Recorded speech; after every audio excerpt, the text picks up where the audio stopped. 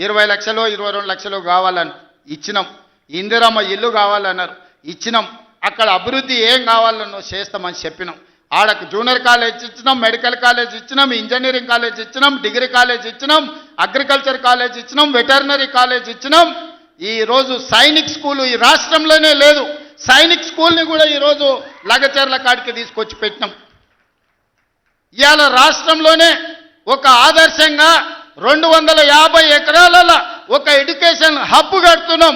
ఈరోజు మేం పోయి ఆ ఊరికో ఈ ఊరికో ఆ పట్టణానికో పోయి చదువుకున్నాడు కాదు, తెలంగాణ రాష్ట్రంలో నలుమూలల నుంచి కొడంగల్కి వచ్చి చదువుకునేటట్టు ఒక ఎడ్యుకేషన్ హబ్బే ఈరోజు కొడంగల్ కడుతున్నాం. ఇది మా విధానం. మేము కక్షలు రాజకీయం చేయం, ఎవరి మీద కక్ష కట్టం, ఎవరి పాపానికి వాడు పోతాడని దేవుడి మీద నమ్మకంతో కష్టాన్ని నమ్ముకున్నోళ్ళం. కొడంగల్ ప్రజలు రోజుకో 2 గంటలు ఎక్కువ పని చేసేటోళ్ళే కానీ ఎవరిని సొమ్ము ఆశించేటోళ్ళు కాదు. ఎవరి గురించి మేము ఆలోచన చేయం, మా పని మేము చేసుకుంటాం. కానీ మా పని మేము చేస్తుంటే కూడా కాళ్ళలో కట్టె పెట్టిర్రు అనుకో, ఇక మా సంగతి అయితే చూపుతామయ్యా. ఏమంటారు? అంతేనా? అంతేనా? 2 ఏళ్ళు ఏమన్నా అన్నానా? ఆయన మన బయటకు వచ్చి ఇక చూస్తా, తోలు తీస్తా, తాట తీస్తా, ఇక నీ సంగతి చెప్తా అన్నాడు. రా బిడ్డ రా రా, రెడీగా ఉన్నారా? ఇక అందుకే కొడంగల్ నుంచే చెప్తాం నీకు అని చెప్పి 3 రోజుల నుంచి మాట్లాడలేదు. ఇవాళ మాట్లాడుతున్నా. ఆయన కొడుకు చెప్తున్నాడు, మైకు ముందరికి వస్తలేడు, ఆయన దాచుకున్నాడు అని. నీ నీ ముఖం ఎప్పుడైనా చూసుకున్నావులా అద్దంలా?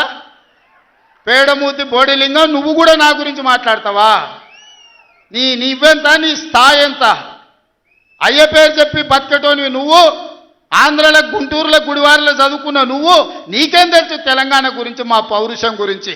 నువ్వు కాదు, మొత్తం నీ జాతినంతా తెచ్చుకో. ఎట్లా తెచ్చుకుంటావు? ఏడికి రావాలనో చెప్పు. మా ఊరు అన్నారా, మేమన్నా మీ ఊరికి వస్తాం. ఎవడు భయపడుతుండో సంగతి తేలుస్తా. వెనకటికోసారి చెప్పిన గిట్లనే గజ్వేల్కి వచ్చి చూడు అని చెప్పిన, గజ్వేల్కి వస్తా బిడ్డ, నీ నెత్తి మీద కాలు పెట్టి తొక్కుతా అని. గజ్వేల్కి లక్షలాది మంది కార్యకర్తలతో పోయినాం, కాలు మీద పెట్టి తొక్కితే పాతాళానికి పోయిన మళ్ళీ ఇప్పటి వరకు తేలలేదు. ఇవాళ చెప్తున్న మీడియా మిత్రులారా రాసుకోండి, 2029 ఎన్నికల్లో 2/3 మెజారిటీ మన సీట్లు ఒకవేళ 119 ఉంటే 80కి పైగా సీట్లతోని 2029లో మా ప్రభుత్వం ఏర్పాటైంది. ఒకవేళ 153 సీట్లయితే 100 పైగా సీట్లతోని 2/3 మెజార్టీతోని తెలంగాణలో రెండోసారి కాంగ్రెస్ ప్రభుత్వాన్ని తెస్తాం. ఇది మా సవాల్. చంద్రశేఖరరావు గారు, తారక రామారావు గారు, హరీష్ రావు గారు, దయాకర్ రావు గారు, ఇట్లా చెప్పుకుంటూ పోతే వినోదరావు గారు, కుక్కట్పల్లి కృష్ణారావు గారు, రాసి పెట్టుకో. 2029లో 2/3 మెజార్టీతోని ఈ రాష్ట్రంలో కాంగ్రెస్ ప్రభుత్వాన్ని ఏర్పాటు చేస్తా. ఇదే నా సవాల్. శాతనైతే కాసుకో బిడ్డ. నీ రాజకీయం ఏందో నేను చూస్తా. నేను రాజకీయం చేసినంత కాలం ఈ కల్వకుంట చూసేటోళ్ళు కాలకుంట విషం లాంటి కేసీఆర్ కుటుంబాన్ని అధికారులకు రానివ్వను. ఇదే నా శపథం. ఇదే నా శపథం. కొడంగల్ బిడ్డగా ఈ గడ్డ మీద నుంచి నేను శపథం చేస్తున్నా. నేను రాజకీయాలలో ఉన్నంతసేపు రాబోయే ఎన్నికల్లో కేసీఆర్ కుటుంబానికి అధికారం అనేది ఇక కళ. బీఆర్ఎస్ పార్టీ, కేసీఆర్ చరిత్ర గతమే. మీ పార్టీకి మీకు భవిష్యత్తు లేదు. ఎవడైనా చర్చించుకుంటే పొద్దుపోయినప్పుడు మాట్లాడుకోవడానికి పనికొచ్చే చరిత్రనే తప్ప భవిష్యత్తు తెలంగాణ రాష్ట్రానికి నీ తరఫున ఒరిగేది ఏమీ లేదు.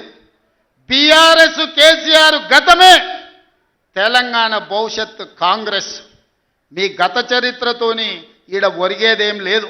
వెనకటికేవడో అన్నాడంట, మా తాతలు నేతులు దాగినరు, మీరు వచ్చి మా మూతులు నాకండి అని. అట్లా ఉన్నది.